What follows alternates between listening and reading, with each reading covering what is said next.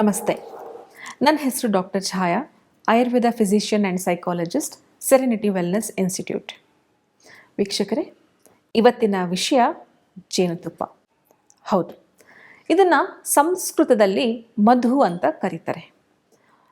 ನಮ್ಮ ಭಾರತ ದೇಶದಲ್ಲಿ ಪುರಾತನ ಕಾಲದಿಂದಲೂ ಈ ಜೇನುತುಪ್ಪವನ್ನು ಬಳಕೆ ಮಾಡ್ಕೊತಾ ಬಂದಿರುವಂಥದ್ದನ್ನು ನಾವು ನೋಡಬಹುದು. ಆಯುರ್ವೇದ ಶಾಸ್ತ್ರದಲ್ಲಿ ಜೇನುತುಪ್ಪದ ಬಗ್ಗೆ ಏನು ಹೇಳ್ತಾರೆ, ಗುಣಗಳೇನು ಅಂತ ನೋಡೋಣ. ಜೇನುತುಪ್ಪವು ಉಷ್ಣವೀರ್ಯವಾಗಿರುವಂಥದ್ದು. ಉಷ್ಣವೀರ್ಯ ಅಂದರೆ ನಮ್ಮ ದೇಹಕ್ಕೆ ಉಷ್ಣವನ್ನು ಉಂಟು ಮಾಡುವಂಥದ್ದು. ಇದರ ಟೇಸ್ಟ್ ಅಥವಾ ರಸ ಬಂದು ಕಷಾಯ ಮತ್ತು ಮಧುರ. ಇದು ಲಘು ಮತ್ತು ರೂಕ್ಷ ಗುಣಗಳನ್ನು ಹೊಂದಿರುವಂಥದ್ದು. ಲಘು ಅಂದರೆ ಈಸಿಯಾಗಿ ಡೈಜೆಸ್ಟ್ ಆಗುವಂತಹ ಗುಣಗಳನ್ನು ಹೊಂದಿದೆ. ರೂಕ್ಷ ಅಂದರೆ ಇದನ್ನು ನಮ್ಮ ದೇಹದಲ್ಲಿ ಡ್ರೈನೆಸ್ ಕ್ರಿಯೇಟ್ ಮಾಡುವಂಥದ್ದಾಗಿರುವಂಥದ್ದು.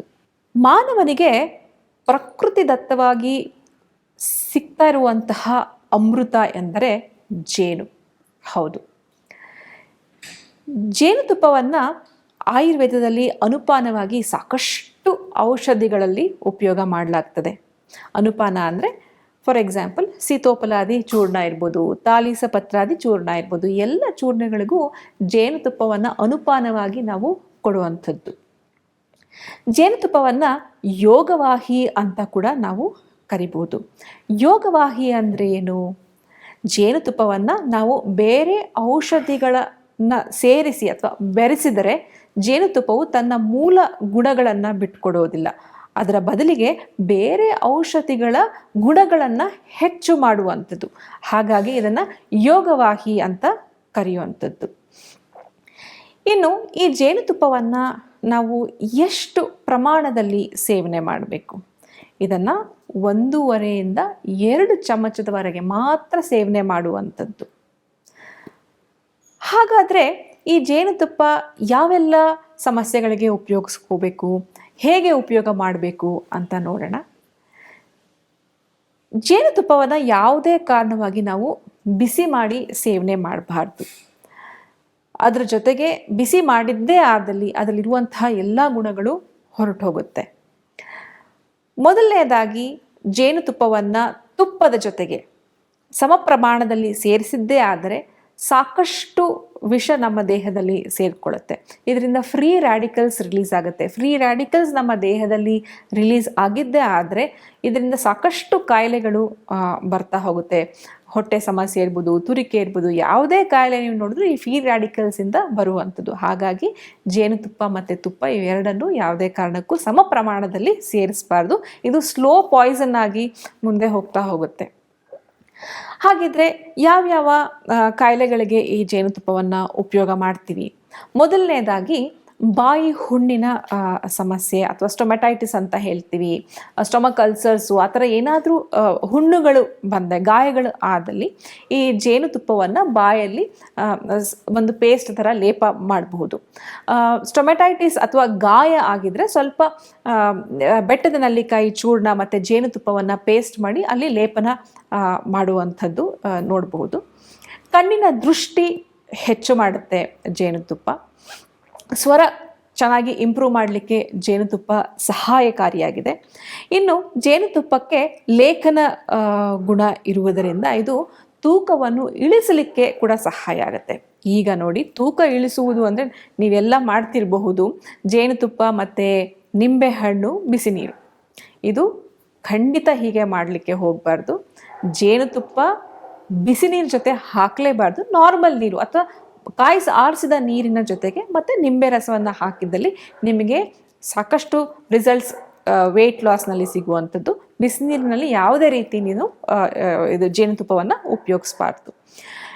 ಇದು ಹೇಗೆ ಪ್ಯೂರಿಟಿ ಹೇಗೆ ಕಂಡುಹಿಡ್ಕೊಳ್ಳೋದು? ಈಗ ಸಾಕಷ್ಟು ಹೊರಗಡೆ ಜೇನುತುಪ್ಪ ಮಾರ್ಕೆಟಲ್ಲಿ ನಮಗೆ ಸಿಗ್ತಾ ಇದೆ. ಹೇಗೆ ಇದನ್ನು ನಾವು ಕಂಡುಹಿಡ್ಕೊಳ್ಳೋದು ಅಂದರೆ, ಜೇನುತುಪ್ಪವನ್ನು ನಾವು ನೀರಿಗೆ ಹಾಕಿದ್ದೇ ಆದಲ್ಲಿ ಅದು ಭಾಳ ಬೇಗ ಹರಡುವುದಿಲ್ಲ. ಅದು ಕೆಳಗಡೆ ಬಾಟಮಲ್ಲಿ ಹೋಗಿ ಕೂತ್ಕೊಳ್ಳುತ್ತೆ. ಇದು ಕ್ರಿಸ್ಟಲೈಸ್ಡ್ ಫಾರ್ಮಲ್ಲಿ ಇರುವಂಥದ್ದು. ಹಾಗಾಗಿ ನೀರಿನಲ್ಲಿ ಅಷ್ಟು ಬೇಗ ಕರಗುವುದಿಲ್ಲ. ಇದನ್ನು ಇಂಡೈರೆಕ್ಟ್ ಹೀಟಿಂಗ್ ಮಾಡ್ಕೋಬೋದು. ಅಂದರೆ ಒಂದು ಪಾತ್ರೆಯಲ್ಲಿ ಬಿಸಿನೀರು ಕಾಯಿಸಿ ಜೇನುತುಪ್ಪ ಬಾಟ್ಲನ್ನು ಅದರಲ್ಲಿ ಇಟ್ಟಲ್ಲಿ ಇಂಡೈರೆಕ್ಟ್ ಸ್ವಲ್ಪ ಹೊತ್ತು ಮಾಡಿಕೊಂಡು ತದನಂತರ ತಾವು ಸೇವಿಸಬಹುದು. ಇಲ್ಲಾಂದರೆ ಬಿಸಿಲಿನಲ್ಲಿ ಕೂಡ ಇದನ್ನು ಇಟ್ಬಿಟ್ಟು ಸೇವನೆ ಮಾಡ್ಕೋ ಕ್ರಿಸ್ಟಲೈಸ್ ಫಾರ್ಮ್ ಎಲ್ಲ ಹೋಗುವಂಥದ್ದು. ಸೊ ನೀವು ಮಾರುಕಟ್ಟೆಯಲ್ಲಿ ಖರೀದಿ ಮಾಡಿದ್ದೇ ಆದಲ್ಲಿ ಅಡಲ್ಟ್ರೇಷನ್ಗೆ ನೀವು ಚೆಕ್ ಮಾಡಬೇಕಾಗತ್ತೆ. ಯಾಕೆಂದರೆ ಬೆಲ್ಲದ ಪಾಕ ಹಾಕ್ಬಿಡ್ತಾರೆ, ಸಕ್ಕರೆ ಪಾಕ ಹಾಕ್ಬಿಡ್ತಾರೆ, ಗೊತ್ತಾಗೋದಿಲ್ಲ. ಸೊ ಬಹಳ ಹುಷಾರಾಗಿ ನೀವು ಖರೀದಿ ಮಾಡುವಂಥದ್ದು. ಇನ್ನು ಆಯುರ್ವೇದದಲ್ಲೂ ಕೂಡ ಜೇನುತುಪ್ಪವನ್ನು ಬಳಕೆ ಮಾಡ್ತಾರೆ. ಚ್ಯವನ್ಪ್ರಾಶ್ ಇರ್ಬೋದು, ರಸಾಯನಗಳಲ್ಲಿರ್ಬೋದು, ಎಲ್ಲದರಲ್ಲೂ ಕೂಡ ಇದನ್ನು ಬಳಕೆ ಮಾಡ್ತಾ ಹೋಗ್ತಾರೆ. ನೀವು ಮಾರುಕಟ್ಟೆಯಲ್ಲಿ ಜೇನುತುಪ್ಪವನ್ನು ಖರೀದಿ ಮಾಡ್ತೀನಿ ಅಂದರೆ ಅಡಲ್ಟ್ರೇಷನ್ಗೆ ನೀವು ಚೆಕ್ ಮಾಡಬೇಕಾಗತ್ತೆ. ಯಾಕೆಂದರೆ ಬೆಲ್ಲದ ಪಾಕ ಇರ್ಬೋದು, ಸಕ್ಕರೆ ಪಾಕ ಇರ್ಬೋದು, ಗೊತ್ತಾಗೋದಿಲ್ಲ. ನಾ ಹೇಳಿದ ಹಾಗೆ ನೀವು ಕ್ರಿಸ್ಟಲೈಸ್ಡ್ ಫಾರ್ಮ್ ಜೇನುತುಪ್ಪ ಉಪಯೋಗಿಸಿದ್ರೆ ಮಾತ್ರ ನಿಮಗೆ ಈ ಔಷಧಿಯ ಗುಣಗಳನ್ನು ಪಡ್ಕೋಬೋದು.